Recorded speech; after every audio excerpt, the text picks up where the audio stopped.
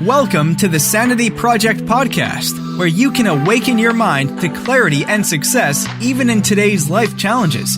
We're here to provide insights and solutions that will help you live a sane, healthy, and prosperous life.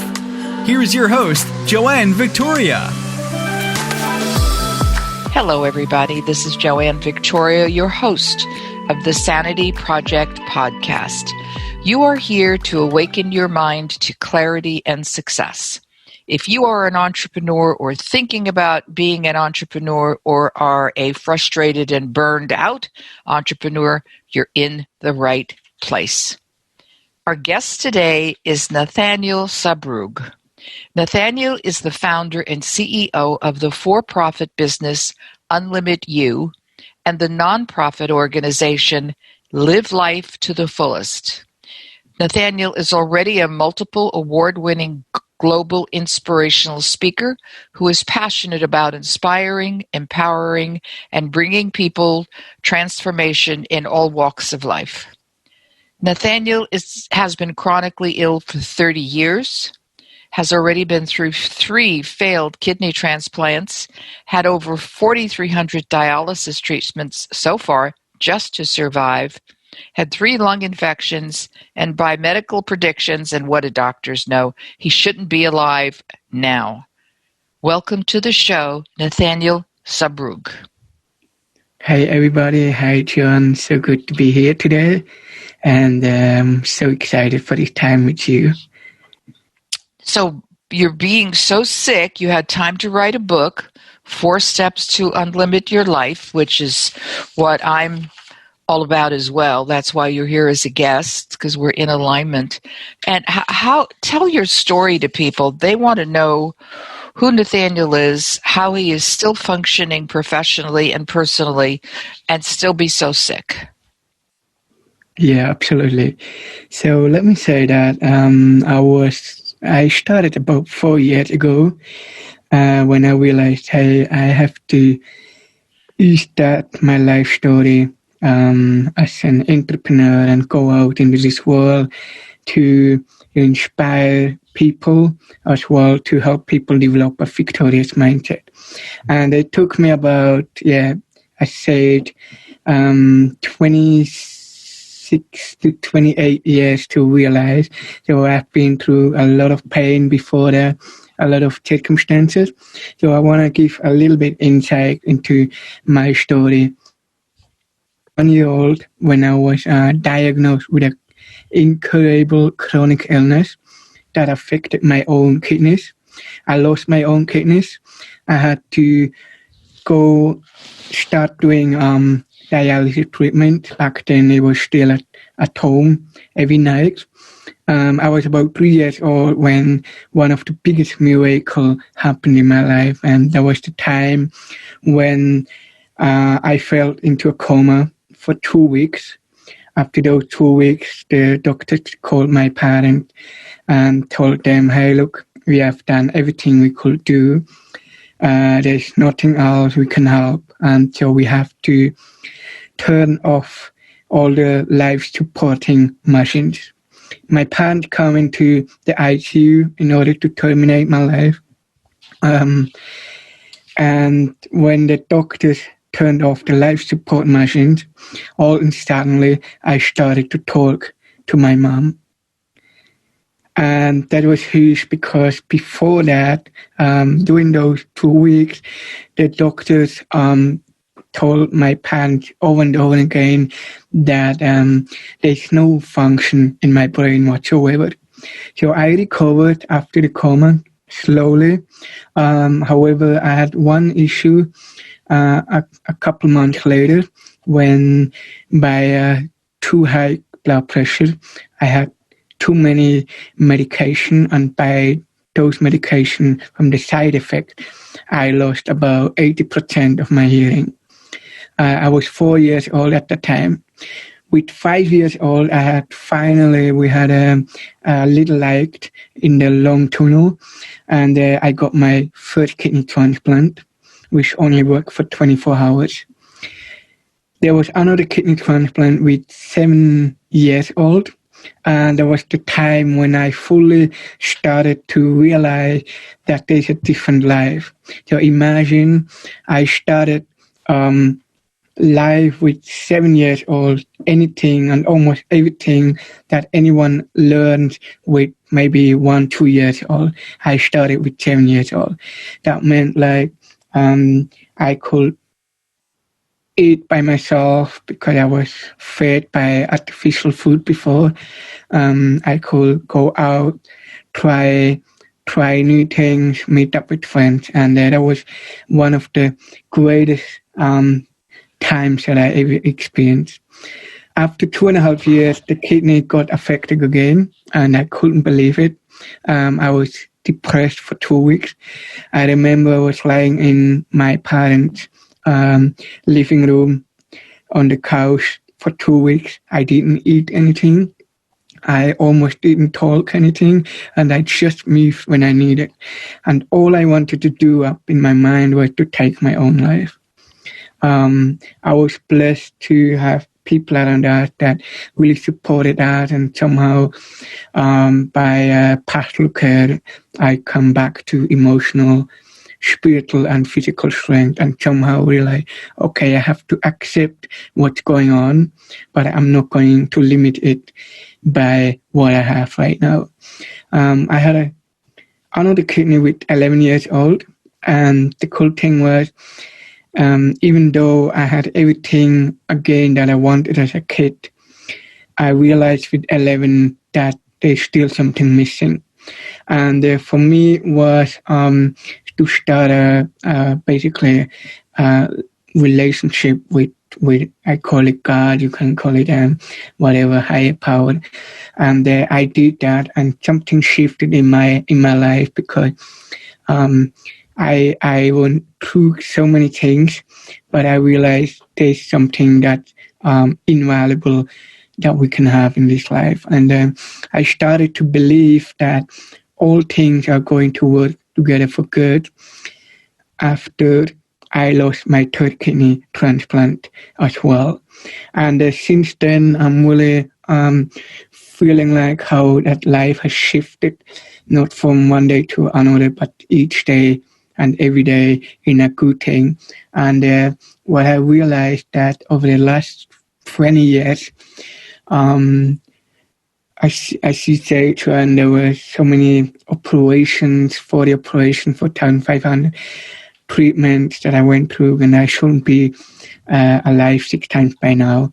I saw how my life has turned around for the better, with all the obstacle turned into opportunity, pain turned into purpose, and struggle turned into stars. And I love that today. I'm so grateful to be here because I shouldn't be here as well. I can talk, I can walk.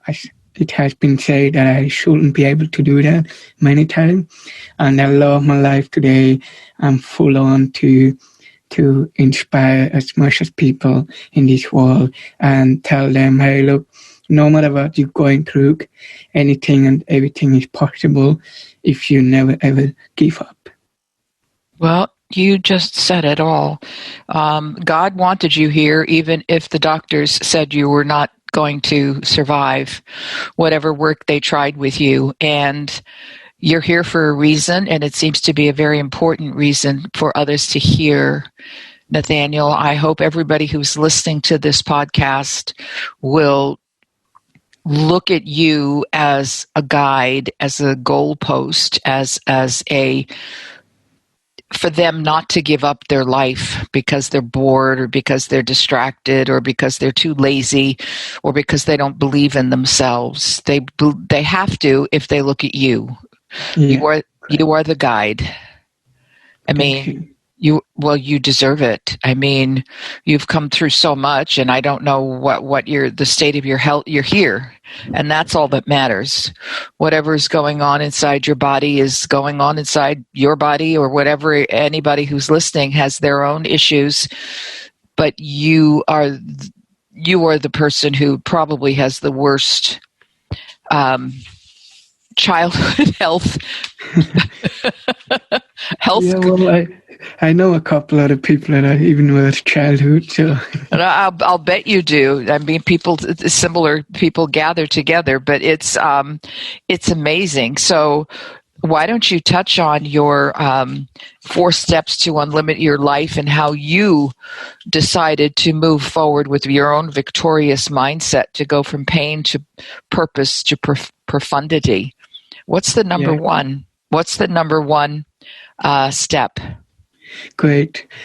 Yeah, so number 1 step is to really identify and know about yourself and identify who you are, because that is such an important, profound question that we all have to ask, whether you have gone through a lot or not. Because what it does when you start with that, you realize that you are completely separated from the crowd, not in a selfish way, but more in a way that you have something unique. You have unique passion, values, and strengths that nobody else has in this world. And the cool thing is that everybody needs everybody in this world. That's what I believe. I believe that you that are listening, you have something that the world needs. And how do you find out? To spend more time with yourself, to identify who you are and what's in there that maybe hasn't been discovered yet, or nobody has told you yet, or whatever it can be. And that's the first step that I'm helping people to shift from, to identify and walk in their purpose. And step number 2? Number 2 is another great question. What am I here for? It's all about to connect the who am I to the what am I here for? What can I do with myself to this world? What can I do with what I have in myself? The unlimited potential, the strength, the passion, and values. That's number 2. The third step is all about, again, connecting the who am I with what am I here for, taking that and creating a dream, or it can be a vision or something bigger than yourself, or something that you realize, okay, I can connect the who am I and what am I here for to something that is bigger than myself. And so I help people to take the strength, passion, and values and the 2 first question, and really going to create something. We are creative beings to create something that might be existing, that you can let's say improve, but or something that doesn't exist at all. And I love what it does when we look beyond where we are right now, what we have, or who we are right now. It's something incredible going to happen when we create something new, or create put something on the top of something that's existing, and use ourselves for that. And the 4th step is actually all about stepping into it, to consistently, with patience, developing the strengths, the values, the passion that you have, and being on the way to do the bigger things, to fulfill the dream, to live out the purpose. And that are the 4 steps that I help people with to unlimit their life. Well, those are amazing steps, and I certainly identify with them myself. I help people find their true calling, why they are here on earth, because people, when people see somebody who does something similar to themselves, they sometimes stop and go, why should I bother? Because the guy next door is doing the same thing. But as it comes from each of us, as you say, we are unique. And we are born with a unique brain, a unique nervous system, a unique everything that is totally different than anyone else's. So we have to trust in that. People could go, yes. Nathanael has two websites. One is called Unlimit You, Unlimit, YOU.co, Unlimit You. The second website is, get your pen, Sandy people, Nathanael, Nathanael, Zurbruegg, ZURBRUEGG.com.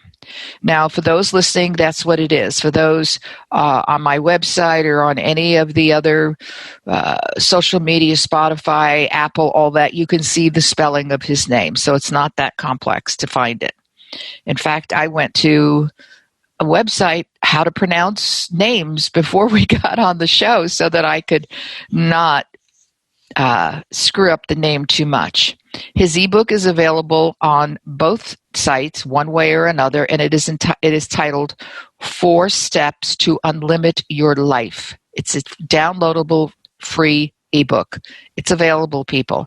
If you want to know more about Daniel, you can also email him at info@NathanaelZurbruegg.com. ZURBRUEGG. Again, it's on my website and all social media. Nathanael, how is your life today? What is your health now? People want to know. Yeah, great question. My health is pretty good at the moment, very stable. I'm in a season of really slowing down and taking things as they come. It's also a very challenging season because I am naturally someone who needs to do something, and as I had already a couple burnouts and depressions, I'm quicker to realize when I have to slow down. And the interesting thing is always like the first 2 to 3 years of my new decade, they always start slowly, and then I'm gonna be doing life like a kid. So it's gonna be probably another year to keep it slowly, but otherwise I'm really excited and for life and what the future will hold. Yes, and you speak all over the world. Is that true? I do at the moment, mostly online. Right. Everything online today, yes. Yeah. So how have you been affected? Because you are certainly someone living with horrendous underlying conditions. How have you bypassed COVID-19 and pandemic outcomes? Well, to be honest, I was in the beginning, we didn't know what it really is, but so I took care as much as I could. But to be honest, I was maybe 3-4 weeks ago, I was completely turning off the media. Right. And it was good for the soul. It was honestly, I'm a bit skeptical about what's going on, especially how everything comes across. So I don't know. I'm not an expert in that. I'm doing my best thing I do. People often ask me, well, are you a risk patient? And then I tell them, well, on the paper, but not in my mind. So I know that one. Yeah, I'll say I am, but not my mind is going 100 miles an hour.